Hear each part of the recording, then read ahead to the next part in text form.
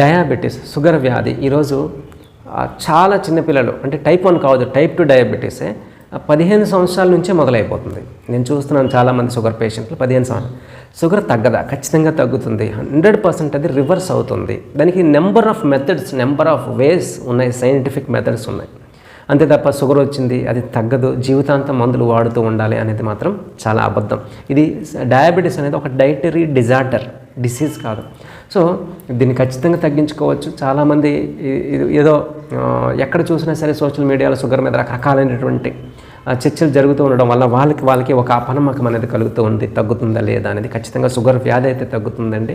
చిన్నపిల్లల నుంచి ఇప్పుడు చాలామందికి వచ్చేస్తుంది. కాబట్టి వాళ్ళు ఏమనుకుంటారు, ఒక ట్యాబ్లెట్తో సరిపోతుంది కదని ఒక ట్యాబ్లెట్తోనే వేసుకొని మందులకు బానిస అయిపోయి ఇన్సులిన్ దాకా వెళ్ళిపోయి కిడ్నీలు ఫెయిల్ అయిపోయి హార్ట్ సమస్యలతో చనిపోతూ ఉన్నారు.